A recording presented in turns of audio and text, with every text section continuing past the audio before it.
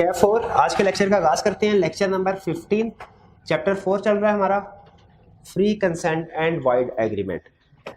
कल के लेक्चर में हमने फ्री कंसेंट का जो एलिमेंट डिस्कस किया था वो था मिस रिप्रेजेंटेशन। आगे चलने से पहले कल के लेक्चर में कोई क्वेश्चन पूछना चाहते हो तो पूछ लीजिए जी। अच्छा, वो डेफिनेशन में मैंने आपसे कहा था जो सेकंड और थर्ड पॉइंट है ना, वो आपने सिर्फ रटा लगा लेना। उसकी एग्जांपल मैंने आपको दे दी थी, लेकिन असल में आप थोड़ा सा जब सोचेंगे ना तो सेकंड और third point automatically first one में कवर हो जाता है। ठीक है, फर्स्ट वन में कवर हो जाता है। इसमें जो था a party innocently causes other party to make a mistake, यानी जैसे फर्ज कीजिए एक पार्टी अपनी उसकी चीज मेड इन चाइना है, लेकिन उस वो मेड इन जापान कह के दूसरे को बेच देते हैं और उसे खुद नहीं पता कि ये मेड इन जापान नहीं बल्कि मेड इन चाइना है।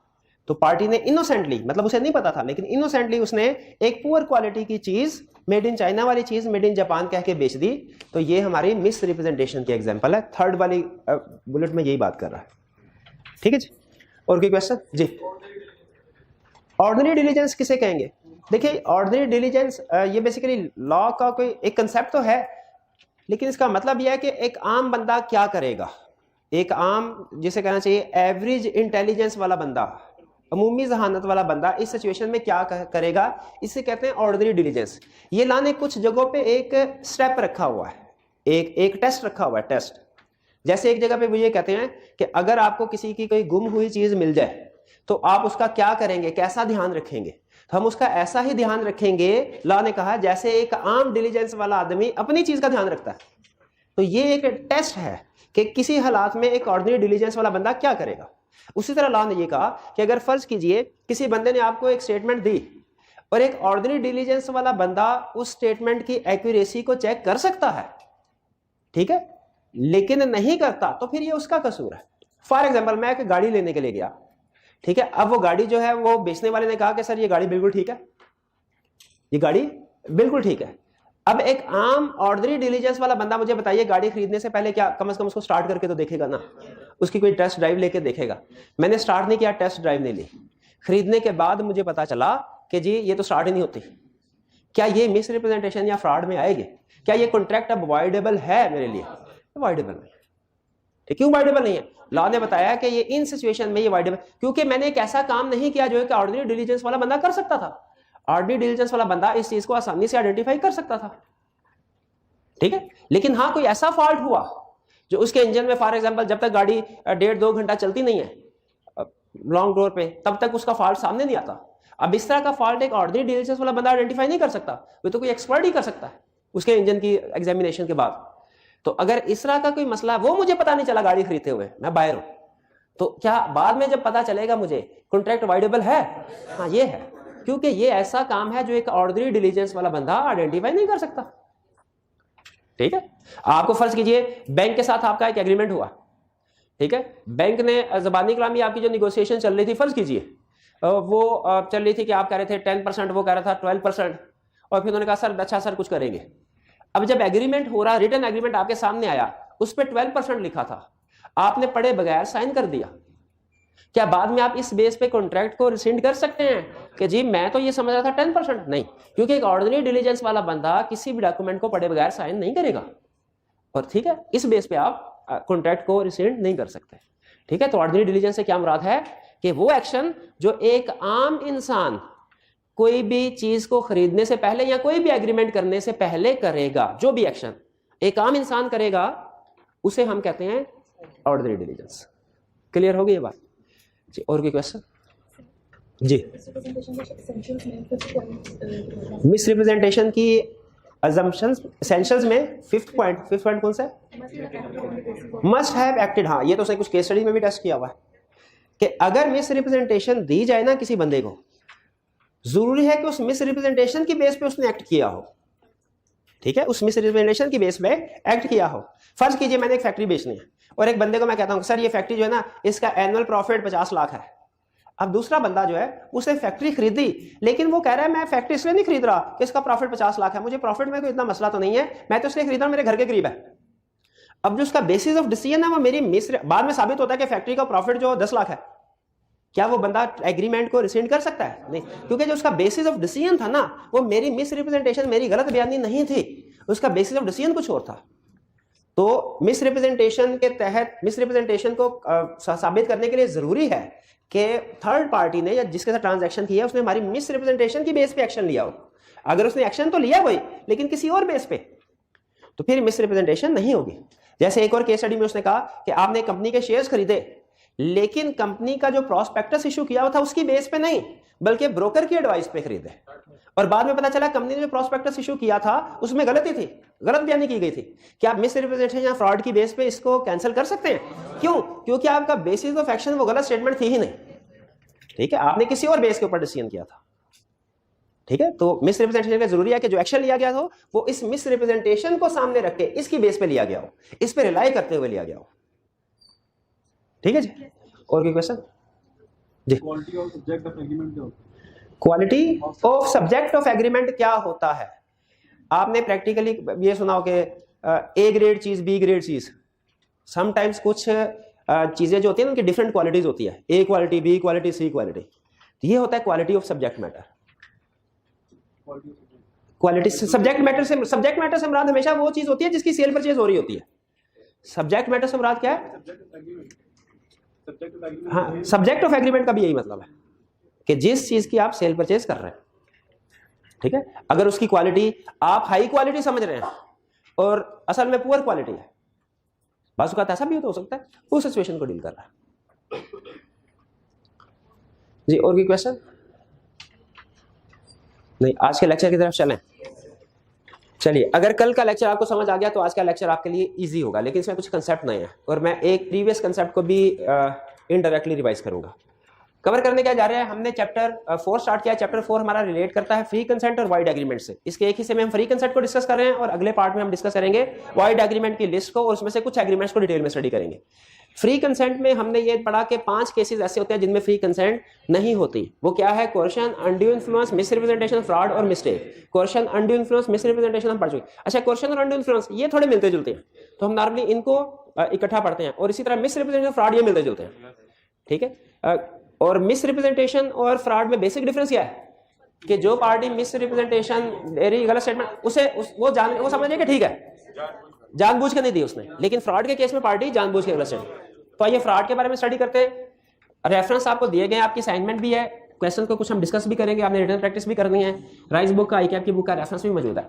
अच्छा, स्ट्रक्चर इसका ऐसा ही है जैसा कि मिसरिप्रेजेंटेशन का था। मिसरिप्रेजेंटेशन के टॉपिक को भी हमने 3 हिस्सों में डिवाइड किया था, डेफिनेशन, एसेंशियल और किन सिचुएशन में ये वाइडेबल नहीं है, ठीक है, वाइडेबल नहीं रहता। तो इसी तरह फ्रॉड के टॉपिक को भी हमने 3 हिस्सों में डिवाइड किया, डेफिनेशन, एसेंशियल और इफेक्ट। इफेक्ट्स के मतलब कि इसका स्टेटस क्या और कभी ये वाइडेबल नहीं होगा। फ्रॉड की तरफ चलने से पहले एक कंसेप्ट आपके साथ डिस्कस करना चाहता हूं, साइलेंस वाला। आपको याद है हमने शायद चैप्टर 2 में इसके बारे में पढ़ा था और आप थोड़ा सा कंफ्यूज भी हो जाते हैं। हाँ, साइलेंस, कभी सारा कहते हैं साइलेंस एक्सेप्टेंस है, कभी नहीं है। क्या पढ़ा था हमने? साइलेंस बेसिक रूल पढ़ा था, साइलेंस इज नॉट एक्सेप्टेंस। यानी अगर हम किसी को ऑफर देते हैं और कहते हैं कि अगर आपका 10 दिन के अंदर जवाब नहीं आया तो हम समझेंगे कि आपको मंजूर है, ये एक्सेप्टेंस नहीं होती। Silence is not acceptance unless आप कंसीडरेशन को रिसीव करें। जब आप कंसीडरेशन को रिसीव करते हैं ना चुप करके, तो फिर वो हमारी इम्प्लाइड एक्सेप्टेंस बन जाती है। जैसे वो जो शू शाइनर वाली एग्जांपल है, गाड़ी साफ करने वाली एग्जांपल है, इसमें भी तो हम साइलेंट थे लेकिन ये एक्सेप्टेंस बन गई, क्यों? कंसीडरेशन हमने रिसीव की। तो silence is not acceptance unless we receive consideration. उसी तरह इस टॉपिक में फ्रॉड वाले में भी साइलेंस दोबारा आ गई, लेकिन यहां पे क्या पढ़ रहे हैं? Silence is not fraud unless. अच्छा, अनलेस को बाद में डिस्कस करेंगे, पहले मैं आपको बता दूं साइलेंस इज नॉट फ्रॉड का मतलब क्या है, ठीक है। साइलेंस इज नॉट फ्रॉड का मतलब क्या है? हमारे लॉ में एक रूल होता है, let the buyer be aware. इसे आपने शायद कभी उर्दू में पढ़ा हो, मुश्तरी होशियार बाश, कभी इस तरह का। इस मुश्तरी कहते हैं खरीदार को, होशियार बाश का मतलब है वो खबरदार रहे जब चीजें खरीद रहा हो। अच्छा, लॉ ने ये बायर की जिम्मेदारी लगाई है। इसमें रूल क्या है? लॉ ने बायर की जिम्मेदारी लगाई है कि चीज खरीदते हुए उसकी अच्छे तरीके से एग्जामिनेशन कर ले कि सही है कि नहीं। सेलर की जिम्मेदारी नहीं है कि वो चीज के बारे में बताए कि इसमें ये डिफेक्ट है या नहीं है। ये थोड़ा सा इस्लामिक प्रिंसिपल्स के अगेंस्ट है, क्योंकि इस्लामिक प्रिंसिपल के मुताबिक तो आपकी प्रोडक्ट में अगर कोई फॉल्ट है आपको बता देना चाहिए, लेकिन लॉ क्या कहता है कॉन्ट्रैक्ट एक्ट ये कहता है कि अगर किसी चीज की सेल परचेज हो रही है, उसमें कोई खराबी है, तो ये बायर की जिम्मेदारी है उसकी एग्जामिनेशन करे। सेलर की जिम्मेदारी नहीं है कि वो बताए इसमें फॉल्ट है। अगर सेलर कोई चीज बेच रहा है और उसे पता है कि इसमें डिफेक्ट है, उसे पता है इसमें, लेकिन वो नहीं बताता, क्या ये फ्रॉड है? ये फ्रॉड नहीं है, ये फ्रॉड, क्योंकि सेलर की जिम्मेदारी नहीं डिफेक्ट बताना, बायर की जिम्मेदारी है एग्जामिनेशन करना। मैं गाड़ी खरीदने के लिए गया, उसका इंजन खराब था, सेलर ने मुझे नहीं बताया इंजन खराब है, मैंने उसे खरीद लिया, हालांकि सेलर को पता था इसका इंजन खराब है। क्या ये फ्रॉड है? नहीं। साइलेंस इज नॉट फ्रॉड, ये ज़हन में रखिएगा। ये कंसेप्ट समझ आया आपको? बायर की जिम्मेदारी है एग्जामिनेशन करके चेक करे कि चीज ठीक है कि नहीं, सेलर की जिम्मेदारी नहीं डिफेक्ट्स को बताना। Silence is not fraud. अब सुने, unless it is active concealment, it is active concealment. इसके 3 एग्जांपल्स आपके साथ शेयर कर रहा हूं। एक्टिव कंसीलमेंट किसे कहते हैं? ठीक है, मैं फ्रूट्स सेब लेने के लिए गया, मैंने रेडी वाले से कहा सेब रेट तय हो गया, ठीक है। अब उसने सेब कुछ इस तरीके से रखे हुए हैं कि अच्छे अच्छे सेब ऊपर और खराब खराब सेब नीचे, और उसने सेब डालने शुरू कर दिए। मुझे नहीं बताया कि इसमें कुछ खराब सेब भी हैं, ठीक है, मुझे नहीं बताया, लेकिन मेरे सामने वो डाला और मैं उसको देख, और मैं अगर चाहूं तो खुद भी सेब पकड़ के डाल सकता। मैं सेब घर ले आया, बाद में पता चला उसमें से कुछ सेब तो खराब है। ये एक्टिव कंसीलमेंट नहीं है, उसने मेरे सामने सारे सेब डाले, ठीक है, और उसने छुपाने के लिए कोई खास कोशिश भी नहीं की, ठीक है, बस उसने थोड़ी तरतीब आगे पीछे की हुई है। दूसरा केस, कुछ सेब खराब थे, जहां जहां सेब खराब थे वहां पे उसने स्टिकर लगा दिया। ये एक्टिव कंसीलमेंट है, क्योंकि पहले वाले केस में एक ऑर्डिनरी डिलीजेंस का पर्सन बआसानी देख के जान सकता था कि इसमें कौन सा सेब ठीक है कौन सा खराब है, लेकिन जब उसने स्टिकर लगा दिया तो ये उसने एक्टिव कंसीलमेंट की। जब चीज को जानबूझ के उसका डिफेक्ट छुपाया जाए, इसे लॉ नाम देता है एक्टिव कंसीलमेंट का। एक्टिव, देखें, बताना, डिफेक्ट बताना लाजमी नहीं है, लेकिन अगर आप उसको एक्टिवली छुपाते हैं ये फ्रॉड हो जाएगा, ठीक है। साइलेंट रहना कुछ और है, फर्क समझ आ रहा है? साइलेंट रहना कुछ और है, कंसील करना कुछ और है, छुपाना कुछ और है। अगर साइलेंट रहा जाए लागत है वो फ्रॉड नहीं है, लेकिन अगर छुपाया जाए वो फ्रॉड है, ठीक है। फर्नीचर वाले ने फर्नीचर, लकड़ी टूटी हुई थी, क्रैक्स थे, उसने इस तरीके से कलर किया, पॉलिश की कि आम बंदे को नजर नहीं आ रहे। अब डिफेक्ट बेचते हुए उसने नहीं बताया कि इसको क्रैक हुआ है, ये फ्रॉड है कि नहीं? ये फ्रॉड, ये एक्टिव कंसीलमेंट है। लेकिन फर्ज कीजिए क्रैक आए हुए है, लेकिन उसने कोई पेंट शेड नहीं किया, वैसे ही रहने दिया, और फर्नीचर बेचते हुए नहीं बताया कि क्रैक, अब क्या फ्रॉड है? नहीं, क्योंकि बायर को चाहिए कि एक रीजनेबल एग्जामिनेशन करके खुद जाने कि इसमें डिफेक्ट है कि नहीं। तो ये बात समझ आ गई? Silence is not fraud unless active concealment. Clear? Law इसमें मजीद और एग्जांपल भी देता है। When it is active concealment, इसी की एग्जांपल ले लें या साथ में ऐड कर दें, when it is equivalent to speech. When it is equivalent to speech क्या है? अब जरा सुनिएगा, आज के लेक्चर में सबसे टेक्निकल कंसेप्ट यही है, बाकी इजी है। ये साइलेंस इज नॉट फ्रॉड, ये वाला और इसकी एक्सेप्शन। दूसरी एग्जांपल, अगर फर्ज कीजिए मैं कोई एसी बेच रहा हूं, वो खराब है, बायर आया, उसने मुझसे पूछा नहीं, मैंने उसे बताया नहीं, खराब एसी बेच दिया जानबूझ के, लीगली फ्रॉड है कि नहीं? लीगली फ्रॉड है कि नहीं? नहीं है fraud. Silence is not fraud. मुझे चीज के डिफेक्ट का पता है, नहीं बताया, साइलेंट रहा, साइलेंस इज नॉट फ्रॉड। अच्छा, अब जरा सुनेगा क्वेश्चन। बायर आया, कहने लगा सर इसमें कोई डिफेक्ट है तो बता दे, इसमें कोई डिफेक्ट है तो बता दे, और अगर नहीं बताया तो जाहिर है मैं ये समझूंगा कि इसमें कोई डिफेक्ट नहीं। अब मैं साइलेंट रहता हूं, अब मेरा साइलेंट रहना इक्विवेलेंट टू स्पीच है। क्या मेरा साइलेंट रहना असल में ये कह रहा हूं, मेरी साइलेंस असल में ये कह रही है कि कोई डिफेक्ट नहीं है, होता तो मैं बता देता। ये है इक्विवेलेंट टू स्पीच। ये बात समझ आई? क्वेश्चन की नेचर अगर वो पूछ ले, अगर बायर स्पेसिफिकली पूछ ले सर इसमें कोई डिफेक्ट है तो मुझे बता दे, अब मैं नहीं बताता, ये फ्रॉड, ये इक्विवेलेंट टू स्पीच है और ये फ्रॉड है। तो नॉर्मल रूल क्या है? Silence is not fraud except equivalent to active concealment, equivalent to speech, और फिर कहता है when it is fiduciary relationship. Fiduciary relationship कहते हैं उस रिलेशनशिप को जिसमें ट्रस्ट का लेवल आम रिलेशनशिप से ज्यादा होता है, हाई होता है। ठीक है, मोस्ट ट्रस्टेबल रिलेशनशिप जो होता है दुनिया में उसे कहते हैं फिड्यूशियरी रिलेशनशिप। जैसे वालदैन और औलाद के दरमियान में रिलेशनशिप। अब ये तो इमेजिन किया ही नहीं जा सकता कि वालदैन औलाद को धोखा देंगे। ठीक है, और इसी तरह ट्रस्टी और बेनिफिशियरी। ट्रस्टी भी आपको पता है एक तरह से वो वालिद को ही रिप्लेस किया होता है उसने, तो ट्रस्टी और बेनिफिशियरी का इसमें भी फिड्यूशियरी रिलेशनशिप है। तो जब फिड्यूशियरी रिलेशनशिप होता है तब याद रखें, चूंकि रिलेशनशिप है अटमोस्ट ट्रस्ट का, तो इसमें साइलेंट नहीं रहना। फिर इसमें अब हमारी जिम्मेदारी बन जाती है कि अगर फिड्यूशियरी रिलेशनशिप में कोई चीज सेल परचेज कर रहे हैं तो उस पर्सन को खुद बताएं। अब वो वाला रूल अप्लाई नहीं होगा, silence is not fraud. Fiduciary relationship में साइलेंस इज नॉट फ्रॉड का रूल अप्लाई। फिड्यूशियरी रिलेशनशिप में चीज बेचते हुए डिफेक्ट है, आप नहीं बताते, वो फ्रॉड है। क्लियर हो गया? तो मुझे बताइए चैप्टर 2 में हमने क्या रूल पढ़ा था? Silence is not acceptance unless consideration receive करते। यहां पे क्या रूल पढ़ा? Silence is not fraud unless active concealment equivalent to speech fiduciary relationship. ये याद रखेंगे। वापस आ जाए। जी जी जी जी आपने कहा था कि कल आपने एग्जांपल ली थी, ऐसी एग्जांपल थी जिसमें आपने कहा था कि अगर वो झूठ बोलेगा कि 5 करोड़ नहीं यानी 4 करोड़ कम हो गया, ये 5 करोड़ ही है, तो वो फिर यहाँ पे फ्रॉड बनता है। कल मैंने एक एग्जांपल दी थी शायद कि 5 करोड़ की फैक्ट्री और बाद में उसकी सेल कम हो गई थी। असल में जब पहले उसने हमसे स्टेटमेंट पूछ ली थी कल वाले केस में, तो बाद में चूंकि उसको हमसे पूछ चुका था, तो बाद में जब चेंज हुई तो हमें बताना जरूरी था। इसमें तो वो हमसे पूछता ही नहीं है, इसमें तो हमसे पूछता ही नहीं।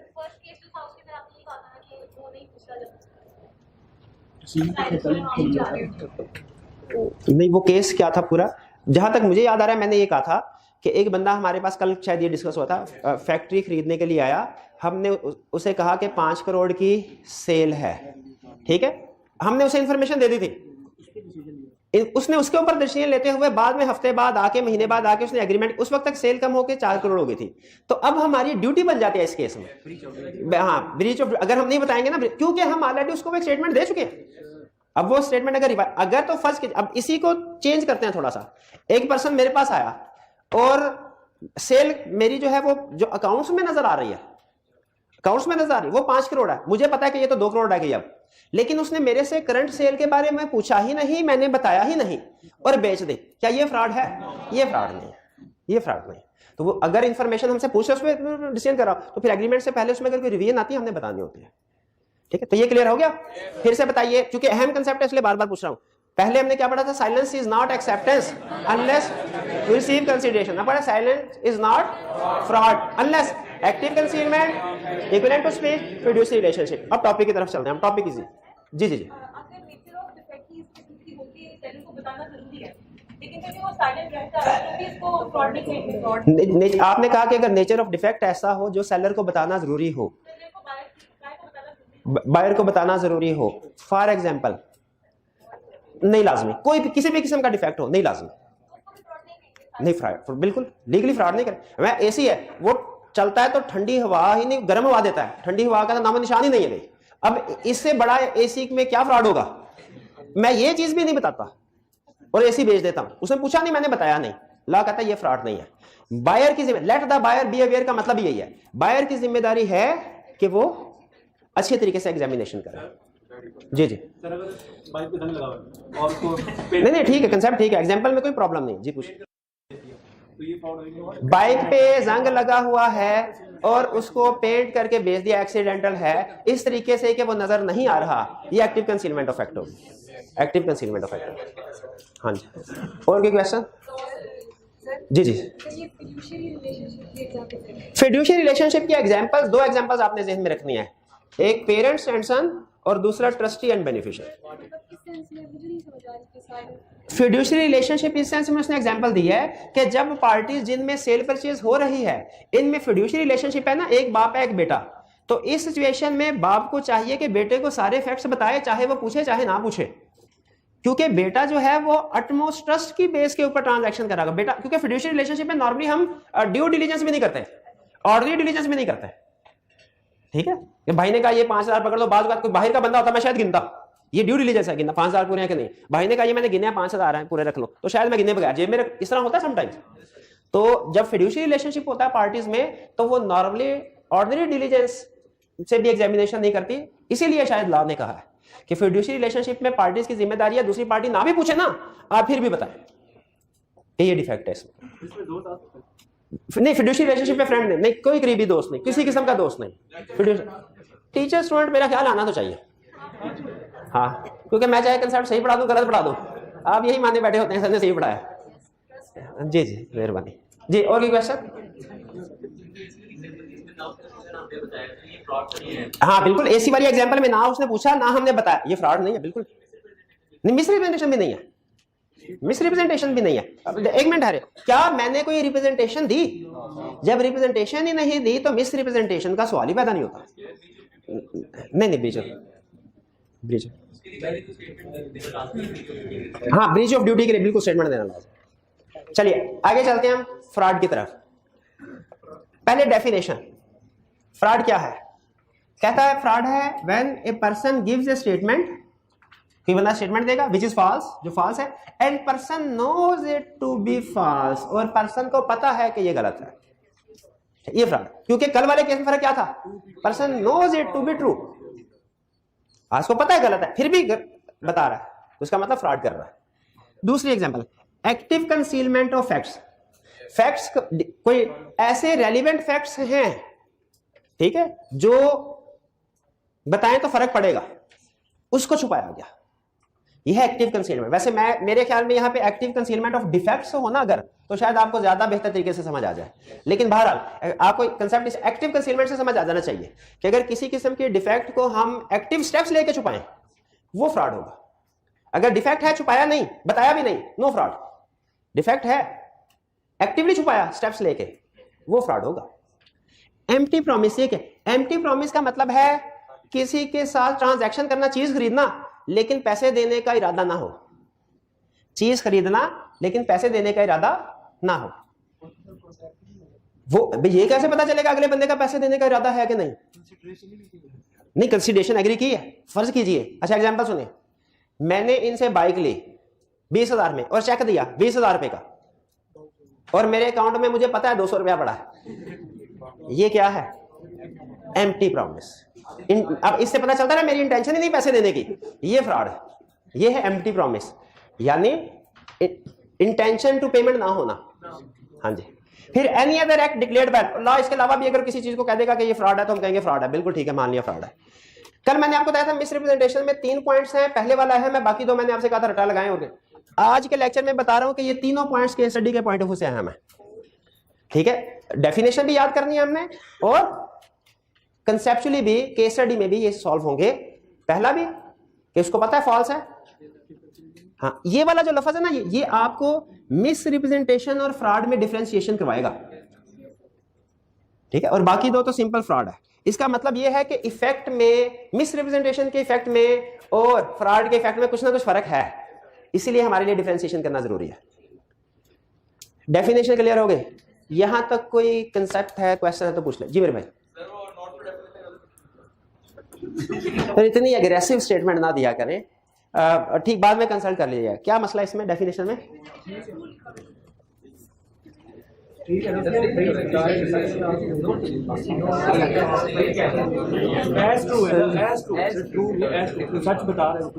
A person gives representation as true which he knows to be false. एक बंदा स्टेटमेंट को कह रहा है सच है, हालांकि उसे पता है कि झूठ है। इसका ये तर्जुमा है। नहीं, ये नहीं है। अच्छा, मेरा एक था तरह निकल गया था, दूसरा पढ़ने का सर डेफिनेशन गलत लिखी है यार, ऐसे ड्राई ना करें यार। प्रोफेशनली हमने, वैसे बता रहा हूँ, प्रोफेशनली हमने इसको कम्युनिकेट करना ऐसे कहते हैं, सर इसमें मुझे लग रहा है कि कोई टाइपिंग एरर है, ठीक है, हाँ, बढ़िया, ठीक है, चलें भाई, ये क्लियर समझ आ रही है ना इसके? Person gives representation as true, person representation दे रहा है कोई कि ये सच है, which he knows to be false, जो उसे पता है कि गलत है, ठीक है जी। एज इज वाज, जो आपने करना है कर लें, इसका मतलब ये है, वो कहना ये चाह रहा था, ठीक है, वो कहना यही जा रहा था, लिखा भी यही हुआ है। चल ठीक लिखा हुआ है, चले ठीक जी। वैसे अगर आपके जहन में कोई ऐसी सेंटेंस आए जो इसी मीनिंग को ज्यादा बेहतर तरीके से कम्युनिकेट कर सकता है तो आप मुझे रिकमेंड कर दीजिए क्लास के बाद, मैं उसे देख लूंगा, अगर मुझे अच्छा लगा तो मैं रिप्लेस कर दूंगा, कोई इशू नहीं जी। वो जो एग्रीमेंट होता है उसमें लिख देता है कि इसको रिफ्रेश करें, लेकिन ऑलरेडी हमें नहीं पता चला हम वो एग्रीमेंट सही से पढ़ते हैं, मालूम वो फ्रॉड है। अगर किसी बंदे के साथ हमने एग्रीमेंट किया, रिटन एग्रीमेंट, उसमें उसने लिख दिया कि इस मशीन में डिफेक्ट है, लेकिन हमें ज़बानी कलामी नहीं बताया और हमने भी नहीं पढ़ा, ऑर्डिनरी डिलीजेंस वाला रूल, ये फ्रॉड नहीं है, उसने बता दिया, ये मिस रिप्रेजेंटेशन भी नहीं है, उसने बता दिया। ठीक है, अब ये तो हमें पता चलना होना चाहिए ना। हाँ जी, और ये किसी भी कागज के ऊपर साइन करने से पहले ये पढ़ना चाहिए, उसको पढ़ना चाहिए। ये बड़ों ने नसीहतें की है, इनके पीछे कुछ ना कुछ रीजन है जी। और कोई क्वेश्चन? चलिए आगे चलते हैं। एसेंशियल्स, एसेंशियल्स तकरीबन वही है जो हमने कल पढ़े थे। पहला एसेंशियल, फ्रॉडुलेंट स्टेटमेंट कौन दे रहा हो? फ्रॉड बाय पार्टी या उसका एजेंट। स्ट्रेंजर ने अगर कोई गलत स्टेटमेंट जानबूझ के दी है, थर्ड पार्टी ने, हाँ जी, वो फ्रॉड नहीं समझा जाएगा। दूसरा, person knows it to be false. ठीक है, जो स्टेटमेंट बंदा दे रहा है उसको पता हो कि मैं गलत स्टेटमेंट दे रहा हूं। ठीक है, अगर अपने ख्याल में वो सही स्टेटमेंट दे रहा है वो मिस रिप्रेजेंटेशन में चली जाएगी। रिलेट्स टू फैक्ट, ये कोई फैक्चुअल स्टेटमेंट होनी चाहिए, ओपिनियन या जजमेंट्स वगैरह वो नहीं होनी चाहिए। अगर किसी ने कोई ओपिनियन दिया, मेरे ख्याल में इसकी प्रोडक्शन इतनी है, वो फिर फ्रॉडलेंट स्टेटमेंट, फ्रॉड कंसीडर नहीं होता। ओपिनियन का मतलब यही होता है भाईजान मैं कंफर्म नहीं हूं, आप अपनी तसल्ली कर ले। Acted by other party on the basis of false statement, ये वही कल वाली जो भी स्टार्ट में भी डिस्कशन हुई थी कि जरूरी है हमने जो फ्रॉडलेंट स्टेटमेंट दी हो ना, थर्ड पार्टी ने उस स्टेटमेंट के बेस पे एक्शन लिया हो। जैसे कल एग्जांपल दी थी, घोड़े के साथ सर्टिफिकेट जाली लगाया, लेकिन बायर ने वो सर्टिफिकेट देख के नहीं किसी और बेसिस पे डिसीजन किया, क्या ये फ्रॉड है? नहीं है। और फिर अच्छा, ये फ्रॉड में अहम पॉइंट है, अदर पार्टी सफर्ड लॉस, कि दूसरी पार्टी को लॉस हुआ हो। अगर हमने फ्रॉड तो किया लेकिन दूसरी पार्टी को फायदा हो गया, फर्ज कीजिए, तो फिर वो हमारे खिलाफ फ्रॉड का केस फाइल करने के लिए जरूरी है कि नुकसान हुआ हो। कंपनी ने प्रॉस्पेक्टस इशू किया, पिछले सालों की जानबूझ के प्रॉफिट को ओवरशेट किया जो कि गलत था, हमने उसके शेयर्स खरीद लिए, लेकिन खरीदने के बाद शेयर प्राइस बढ़ गई, क्या हम फ्रॉड का केस कर सकते हैं फाइल? नहीं कर सकते। क्यों? हमें नुकसान ही नहीं हुआ, हमें तो फायदा हो गया। तो इसका मतलब है अब ये फ्रॉड, हालांकि है फ्रॉड, उसने किया हमारे साथ फ्रॉड ही, लेकिन चूंकि हमारा नुकसान नहीं हुआ तो इसीलिए लॉ इस केस को एक्सेप्ट नहीं करेगा। ये है एसेंशियल्स। क्लियर हो गए? कोई प्रॉब्लम?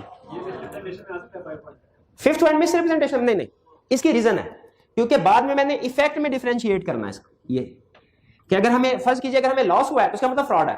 तो अब दूसरी पार्टी मिस रिप्रेजेंटेशन में तो सिर्फ इतना होता था ना कि हम कॉन्ट्रैक्ट को रिसेंड कर देते थे। फ्रॉड में चूंकि नुकसान भी होता है और अगले बंदे ने जानबूझ के हमारे साथ फ्रॉड किया तो लॉ कहता है अगला बंदा नुकसान भी भरेगा हमारा। मिस रिप्रेजेंटेशन में नॉर्मली नुकसान, डैमेजेस पे नहीं होते, फ्रॉड के केस में होते हैं। इसलिए ये वाली जो फिफ्थ पॉइंट है ये मिस रिप्रेजेंटेशन में नहीं लिखना, आपने फ्रॉड वाले केस में लिखना। ठीक है जी। एसेंशियल, जहां तक कोई प्रॉब्लम जी? हाँ जी, बिल्कुल बिल्कुल बिल्कुल, मैं उसकी तरफ इफेक्ट्स की तरफ आ रहा हूं, इफेक्ट में उसको डिस्कस करता हूं मैं। यहां तक क्लियर? आगे चलते हैं। इफेक्ट, फ्रॉड, एक ट्रांजैक्शन की, उसमें एसेंशियल्स पूरे हो रहे थे, साबित हो गया फ्रॉड है, हम बायर हैं, हमारे पास क्या ऑप्शंस हैं? पहले ऑप्शन सुन लीजिए। पहली ऑप्शन, कॉन्ट्रैक्ट हमारे लिए एग्रीव्ड पार्टी के लिए वॉइडेबल है। वॉइडेबल का मतलब क्या है? रिसेंड की जा सकता है, हम उसको रिसेंड कर सकते हैं। रिसेंड करने का मतलब क्या है? कैंसल करना। रिसेंड करने का मतलब क्या है? कैंसल करना। ठीक है, अब ये छोटा सा बस वैसे ही मेरे ज़हन में आपके साथ बना रहा हूं। वॉइडेबल कॉन्ट्रैक्ट है, हमारे पास दो ऑप्शंस हैं, या तो उसको कंटिन्यू कर दें या उसको रिसेंड कर दें। ठीक है, जब रिसेंड करेंगे उसके बाद क्या होगा? एक रिस्टोरेशन ऑफ, शाबाश, restoration of benefit. Restoration of benefit का एक लीगल टर्म भी है, रेस्टिट्यूशन। ये कहीं पढ़ी है हमने? शाबाश, ठीक है। Restitution, RESTITUTIO, restitution, restitution, restoration of. लेकिन देखें, रिस्टोरेशन ऑफ बेनिफिट काफी नहीं है, समटाइम पार्टीज का नुकसान भी होता है। रिस्टोरेशन, हाँ, डैमेज। अब गाड़ी का इंजन खराब था, उसकी ब्रेकें फेल हो जाती थी 50 से ऊपर स्पीड जाए तो। अब मैंने 5 लाख दे के गाड़ी ली, हो गया, अब एक्सीडेंट हो गया, ठीक है। अब उसमें फर्ज कीजिए कि जी मेरा कुछ और नुकसान भी हुआ। अब मैं जब उसके पास जाऊंगा तो फ्रॉड का केस करूंगा तो मैं सिर्फ ये कहूंगा भाई ये गाड़ी वापस ले और मुझे मेरे पैसे दे, ये तो होगा ही होगा। रिस्टोरेशन में भाई जो मेरा नुकसान हुआ है मैं से वो नहीं कहूंगा भरो, क्योंकि उसकी वजह से हुआ नुकसान। इसी और फ्रॉड के केस में चूंकि ये ज्यादा स्वेयर केस है रिप्रेजेंटेशन की निस्बत, इसीलिए इसमें लॉ कहता है कि आपका राइट है, आपका जो नुकसान हुआ है आप उसे भरवा सकते हैं। तो मैं जो दूसरा केस फाइल करूंगा या अपने केस के अंदर जो क्लेम करूंगा रिस्टेटेशन ऑफ बेनिफिट के साथ साथ डैमेजेस। डैमेजेस का मतलब क्या होता है? Financial compensation of loss. लेकिन याद रखिएगा डैमेजेस किस चीज का होता है? डैमेजेस होती है कंपनसेशन लॉस की। इसमें मुझे बताना पड़ेगा कितना लॉस हुआ, लॉस साबित, और जितना लॉस होगा उतनी कंपनसेशन। मैं ये नहीं कह सकता कि मुझे 10 करोड़ का हर्जाना दे, नहीं नहीं। डैमेजेस क्लेम करने के लिए लॉस को प्रूव करना पड़ता है, ठीक है। ये आगे चल के एक चैप्टर में हम पढ़ेंगे। भाई ये क्लियर हो गया? अच्छा, अब इसी तरह चूंकि ये वाइडेबल है, फ्रॉड था, कॉन्ट्रैक्ट वाइडेबल है, अगर हम वाइड करते हैं रिस्टोरेशन ऑफ बेनिफिट्स हो गया, डैमेजेस क्लेम करेंगे। डैमेजेस कब?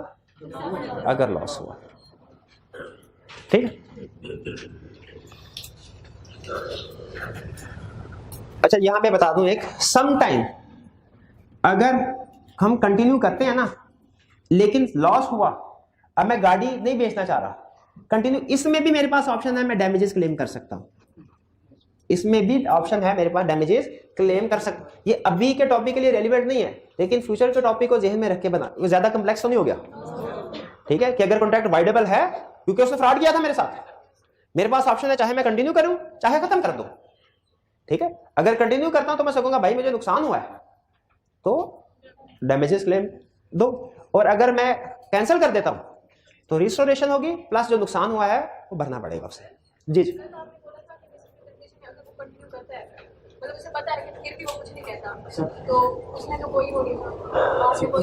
अच्छा, ये ना एडवांस कंसेप्ट की तरफ हम चलते जा रहे हैं। मैंने सोच सोच के ये डिसाइड किया कि आपको बता दूं डरते डरते, लेकिन अब आप उससे आगे सोच रहे हैं।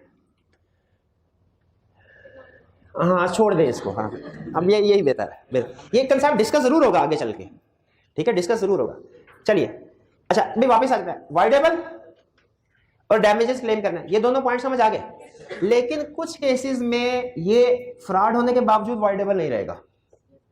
किन केसेस में? Agreed party could have discovered with ordinary diligence. अगर फ्रॉड की नेचर ऐसी थी आम बंदा आसानी के साथ डिस्कवर कर सकता। Agreed party did not act on the basis of fraudulent statement. Fourth, agreed party takes benefit after becoming aware, तो फिर भी वाइडेबल नहीं है, ठीक है। जैसे हम चले कर लेते हैं डिस्कस को। ये वाइडेबल कॉन्ट्रैक्ट था, मुझे इसके डिफेक्ट का पता चला, इसकी ब्रेक फेल हो जाती है 50 के ऊपर स्पीड जाए तो, लेकिन गाड़ी फिर भी मुझे पसंद आई। मैंने कहा यार ऐसा करते हैं, रिसेंड नहीं करता इसको, लेकिन क्या ब्रेक को रिपेयर करवाने के लिए जो खर्चा मेरा ऊपर एक्स्ट्रा लगे मैं वो क्लेम कर सकता हूं? बिल्कुल। अच्छा अगर मैं वो क्लेम कर लेता हूं, इसके बाद दोबारा मसला होता है, अब मेरे लिए ये एग्रीमेंट वाइडेबल नहीं रहा। ये क्वेश्चन था ना आपका, अब मेरे लिए एग्रीमेंट वाइडेबल नहीं रहा। क्यों? लॉ ये कहता है अगर आप अवेयर होने के बाद भी बेनिफिट उठाते हैं तो फिर आपके लिए एग्रीमेंट वाइडेबल नहीं रहता। क्लियर होगी ये बात? जी आपका क्वेश्चन यही था, हो गया क्लियर? चलिए आगे चलते हैं। If an innocent third party has acquired some interest, क्या मतलब? आगे थर्ड पार्टी को बेच दी चीज, बाद में उसे पता चला कि ये मेरे साथ फ्रॉड हुआ था, मैंने इनको फ्रॉडुलेंट स्टेटमेंट के साथ कोई चीज बेची, इन्होंने आगे बेच दी, बेचने के बाद इनको पता चला इनके साथ मैंने फ्रॉड किया था, ये मेरे खिलाफ फाइल कर सकते हैं। पर if parties can not be restored to original position, अगर सब्जेक्ट मैटर डिस्ट्रॉय हो गया, कंज्यूम हो गया, तो इसका मतलब अब पार्टीज ओरिजिनल पोजीशन में रिस्टोर नहीं हो सकती, कॉन्ट्रैक्ट भी वाइडेबल नहीं रहा, ठीक है।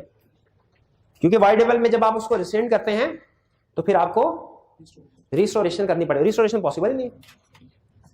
क्लियर? ये सारे पॉइंट वही वाले थे कल वाले, इनमें एक चीज नहीं थी, ये वाली फिफ्थ पॉइंट। कल वाला एक पॉइंट उन्होंने निकाल के फिफ्थ वाला ऐड कर दिया उसमें। पॉइंट कल भी 5 थे, आज भी 5 जी, 1 बाय 1। दो पैसे भी देने उसमें वो भी चीज खराब है। अच्छा, दो लोग एग्रीमेंट करे, एक ने दूसरे बंदे को फाल्टी चीज दे दी, दूसरे ने उसको जाली चेक दे दिया। ठीक है, लॉस एक को ही होगा, किसको? जिसको जाली चेक मिला।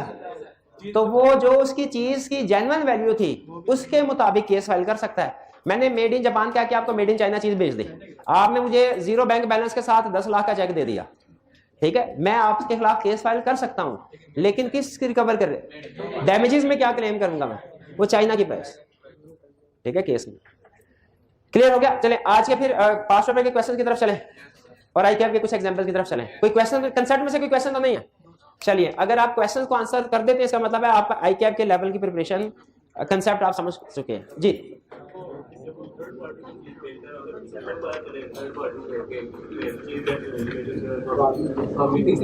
हाँ, मैंने इनको भेजी चीज, इन्होंने आगे इनको भेज दी। अब ये इनके लिए कॉन्ट्रैक्ट वाइडेबल नहीं है। अब इनके लिए वाइडेबल हो सकता है, डिपेंड करता है इन्होंने क्या रिप्रेजेंटेशन दे के आगे दी।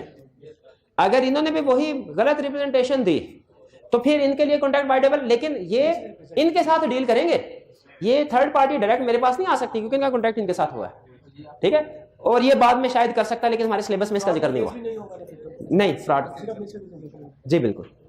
चलिए पॉज कीजिएगा। जी जी। अच्छा, ये चीज नोट कर लीजिए, exam point of case study point of view से डिस्टर्बेंस करेगा एग्जाम में। ये फ्रॉड के लिए ये सारे एसेंशियल्स पूरे होना जरूरी है। अगर एक भी मिसिंग हो गया ना तो फिर वो फ्रॉड का केस नहीं बनेगा। यानी फर्ज कीजिए पार्टी ने स्टेटमेंट दी, स्टेटमेंट गलत थी, उसे पता था स्टेटमेंट गलत है, दूसरी पार्टी ने एक्ट भी किया, दूसरी पार्टी को नुकसान भी हुआ, लेकिन स्टेटमेंट देते हुए सिर्फ उसने लिख दिया था इन माय ओपिनियन। तो चूंकि एक एसेंशियल भी मिसिंग हो गया तो अब ये फ्रॉड नहीं होगा, ये फ्रॉड का केस नहीं बनेगा।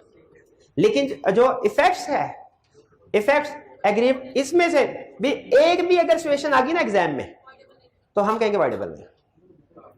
ठीक है जी, चलिए जी, ये लाइट्स वगैरह देख लीजिए जी, डिस्कशन करें स्टार्ट। चलिए ये क्लोज करते हैं, फिर बुक्स वाला क्लोज करते हैं, सिर्फ आपके कंसेप्ट्स का इम्तिहान है।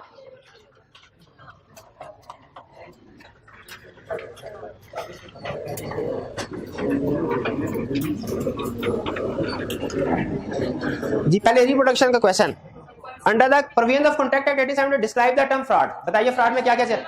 पर्सन ने स्टेटमेंट दी, उसे पता था फॉल्स है, फॉल्स। दूसरा पॉइंट क्या था? Active concealment of act. तीसरा एम्प्टी प्रॉमिस, और fourth fitted, any act fitted are declared to be fraud. Correct जी। अब ये कुछ केसेस आ गए हैं छोटे छोटे, वन बाय वन डिस्कस करें। Briefly discuss whether following agreements are caused by fraud. A, Azam sells to Babar locally manufactured goods representing them to be imported goods charging a higher price. Fraud. B, Zia, a furniture dealer, conceals the cracks in furniture sold by him by using some packing material and polishing it in such a way that the buyer, even after reasonable examination, cannot trace the defect. Active concealment of fact है, fraud है, शाबाश। C, buying goods under a contract of sale with an intention of not paying the price. Empty promise, ये भी fraud. अच्छा, कैसे पता चलता है इंटेंशन थी कि नहीं थी? उसके दिमाग में घुस के थोड़ी देखते हैं हम, कैसे पता? हाँ, क्वेश्चन में। और नॉर्मली अगर आपने पैसे नहीं है लेकिन चेक दे दिया, ठीक है, बैंक अकाउंट में पैसे नहीं लेकिन चेक दे दिया, तो ये फ्रॉड समझा जाता है। इसका मतलब आपकी इंटेंशन नहीं पेमेंट करने की।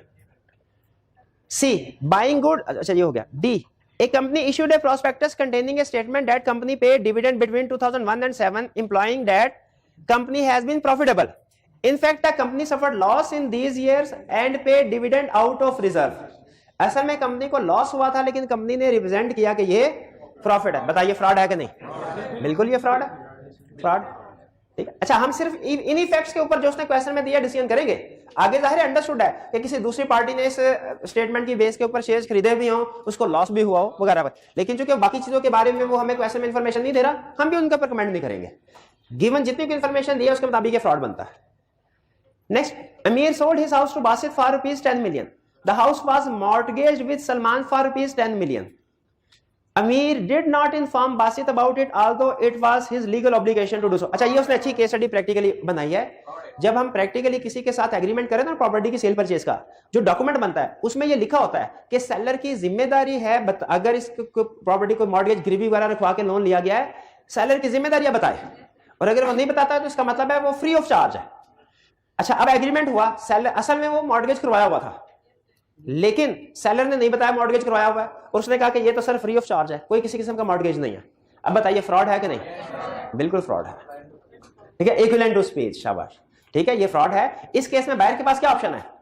कॉन्ट्रैक्ट को रिसेंड भी कर सकता है, रिसेंड कर और डैमेजेस भी क्लेम कर सकता है, क्योंकि जाहिर है जो उसने 10 महीने उसको दिया, महीने 2 महीने 3 महीने जितनी भी उसकी पेमेंट डिले हुई है, उसका इक्विवेलेंट इंटरेस्ट जो है वो उसे क्लेम कर सकता है। नहीं, ये देखिए, ये कह रहा है लीगल ऑब्लिगेशन, उसकी लीगल ऑब्लिगेशन थी।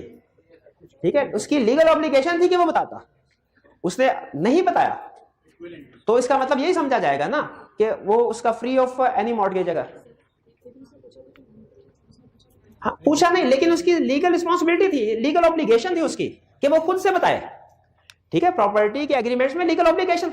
अब मेरी अगर लीगल ऑब्लिगेशन है, एक चीज मैंने आपको बतानी है, ठीक है, वो आपने नहीं पूछा, तो क्या मैं अब आप आए, अब आप थोड़ी मुझे ये बताते हैं कि सर ये कंसेप्ट समझाइए, ये कंसेप्ट समझाइए, ये कंसेप्ट समझाए, आप तो नहीं मुझे कहते ना। ये तो मैं आपका सिलेबस देख के आपको कंसेप्ट सिखा रहा होता हूं, ये मेरी ऑब्लिगेशन है। आप अगर मेरे से नहीं भी पूछते कि सर आपने सारे कंसेप्ट समझा दिए, लेकिन उसके बावजूद मेरी जिम्मेदारी है सारे कंसेप्ट समझाओ। ठीक है, और अगर मैंने सिलेबस कंप्लीट नहीं करवाया, आपने पूछा भी नहीं, मैंने सिलेबस कंप्लीट, क्या मेरी जिम्मेदारी नहीं है? जिम्मेदारी है ये।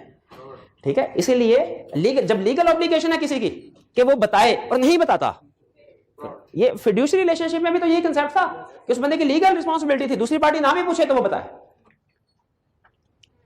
Next, Kamran bought a car from Habib for ₹1.2 million. Habib made an unwarranted statement believing it to be true regarding model of car. The model of car could have been discovered by ordinary diligence. No, हाँ? क्या contract agreement voidable है? नहीं है। क्यों? Ordinary diligence से discover हो सकता था। जी, Amir sells by auction to Bano a horse which Amir knows to be unsound. उसे पता पागल है घोड़ा। Amir says nothing to Bano about the horse unsoundness. कितने स्टूडेंट्स का ख्याल है ये फ्रॉड है? कितनों का ख्याल है फ्रॉड नहीं है? नहीं, सर्टिफिकेट कुछ नहीं बताया बॉस ने, इसका मतलब है वो इन्वॉल्वमेंट नहीं है, उसकी सर्टिफिकेट नहीं है कोई।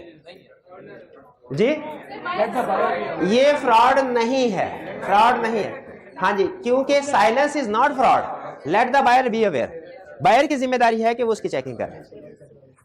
जी, मतलब वो अनसाउंड है ना, वो तो उसको बताना चाहिए ना। नहीं, हॉर्स अनसाउंड उसको नहीं, लाजमी नहीं है।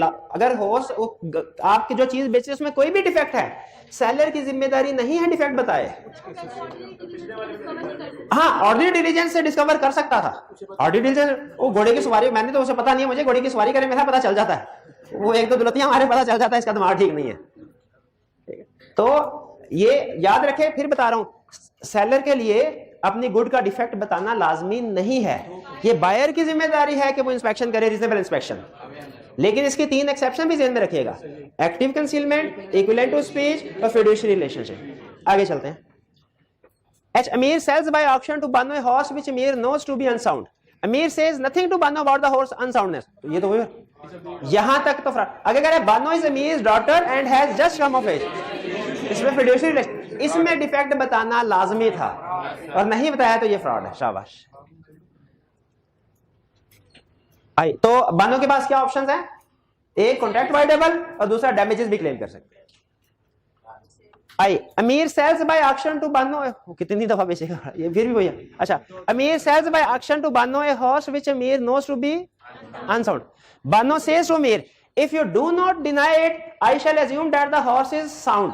अमीर says nothing. ये है। अच्छा, इसमें देखिए रिलेशनशिप नहीं है दोनों पार्टीज का, फिर भी फ्रॉड है। क्यों? Equivalent to speech. शाबाश। उसने पूछा था, हाँ जी बिल्कुल, के बताओ। इसमें उसका साइलेंट रहना मतलब वो ये कह रहा है कि नहीं।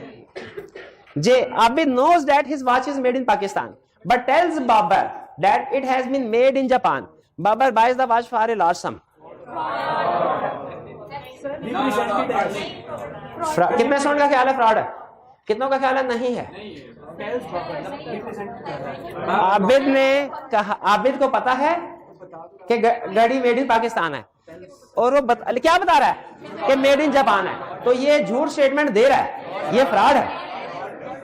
अगर सुन लें फर्क, अगर दूसरा कौन बंदा, अगर बाबर खुद से समझ रहा होता ना ये मेड इन जापान है और आबिद ना बताता, साइलेंट रहता, फिर फ्रॉड नहीं होता। यहां पे आबिद उसे बता रहा है, आबिद क्या टेल्स, हाँ झूठ बोल रहा, तो झूठ बोला तो वो फ्रॉड है। साइलेंट रहना और चीज है, झूठ बोलना और चीज है। हाँ, अगर टेल्स की जगह होता बट बाबर थिंक्स दैट, उसने एक दो केस स्टडी में यूज भी किया हुआ, thinks that it is made in Japan, फिर फ्रॉड नहीं होता। यानी अगर सेलर ने स्टेटमेंट दे दी ना और वो गलत है, फिर या तो मिस रिप्रेजेंटेशन का केस लगेगा या फ्रॉड का, कंफर्म है। लेकिन अगर सेलर ने स्टेटमेंट नहीं दी, बायर अब खुद से जो मर्जी अज्यूम करके कर ले, सेलर की जिम्मेदारी नहीं है। वो एक केस स्टडी ऐसी भी है, वो एक कबाड़िया था, उसकी दुकान पे कोई पुरानी चीजें रखी हुई थी, बंदा गुजरा, उसने कहा ये तो वो अकबर आजम के दरबार के पता नहीं क्या बुद्ध पड़ा हुआ है इधर उस जमाने का, तो ये तो बड़ा कीमती है, नादर नायाब चीज है, ये तो करोड़ों की है, कितने की देते हो? उसने कहा जी 10 लाख की ले लें। वो ले गया, बाद में पता चला वो तो जेन्युइन थी नहीं। लेकिन क्या ये एग्रीमेंट वैलिड है? क्या ये एग्रीमेंट? देखें, उस कबाड़िया ने कोई स्टेटमेंट नहीं दी, उस कबाड़िया ने कोई स्टेटमेंट नहीं दी, ठीक है। ये तो उसकी अपनी गलती है ना कि उसने उसको अज्यूम किया, खुद से अज्यूम किया कि ये ओवर वैल्यू चीज है, उसको खरीद के ले गया। अगर वो जो बेचने वाला था वो ये स्टेटमेंट दे रहा होता कि ये नादर नायाब चीज है, उस सूरत में फ्रॉड होता। तो सेलर जब वो बताए, कोई स्टेटमेंट दे, फिर मिस रिप्रेजेंटेशन या फ्रॉड का क्वेश्चन अराइज होगा, वो होगा बनेगा। लेकिन अगर सेलर ने कुछ नहीं बताया, वो मिस रिप्रेजेंटेशन या फ्रॉड नहीं होगा, सिवाय एक्सेप्शन आपको पता है जिनमें साइलेंस फ्रॉड हो जाते हैं।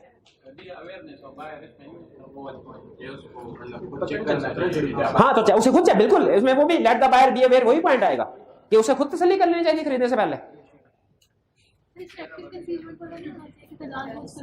नहीं, एक्टिव का उसने कुछ भी नहीं कहा। हाँ जी, आगे चलते हैं। Next, briefly discuss weather agreed party can rescind the contract in following cases.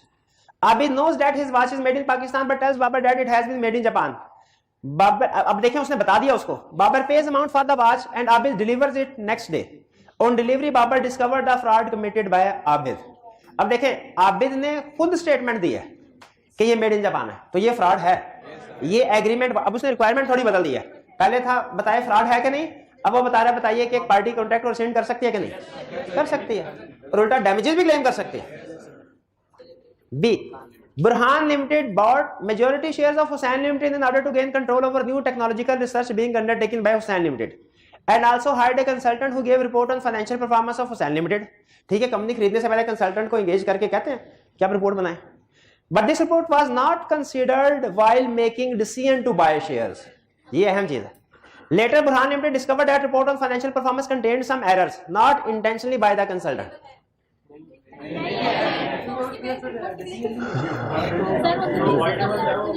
Report की बेस पे तो डिसीजन नहीं कर रहा ना, रिपोर्ट गलत है, क्या रिपोर्ट की बेस पे डिसीजन कर रहा है, तो इसका मतलब है ये वाइडेबल ना, मिस रिप्रेजेंटेशन का केस लगेगा ना फ्रॉड का, ये वाइडेबल है ही नहीं, ये वाइडेबल नहीं है।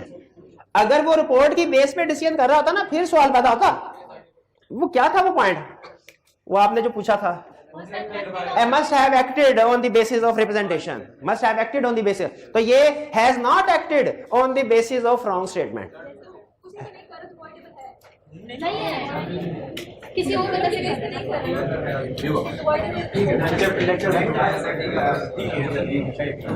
वो कंसेप्ट को सही तरह पढ़ेंगे ना तो समझ लग जाएगी, समझ लग जाएगी।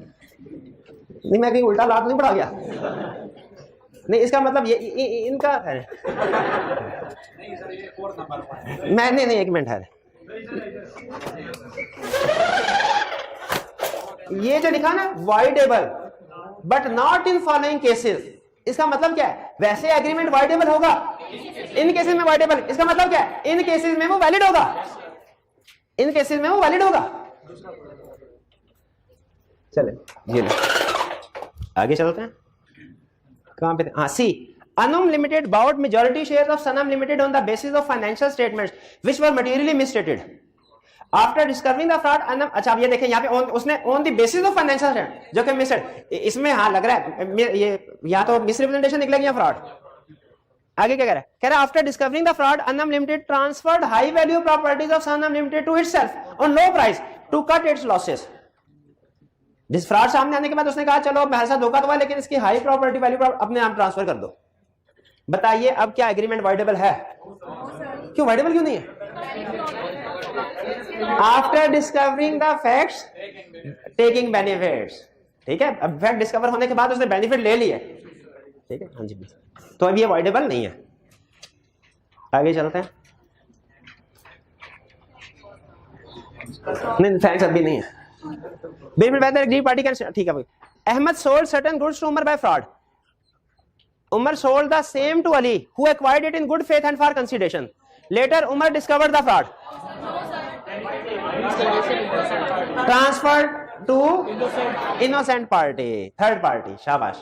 तो ये एग्रीमेंट वाइडेबल नहीं है, कॉन्ट्रैक्ट वाइडेबल नहीं है। E. Ahmed sold wheat of certain quality to Hassan by fraud, which Hassan and his family consumed. Later, Hassan discovered the fraud regarding quality of it.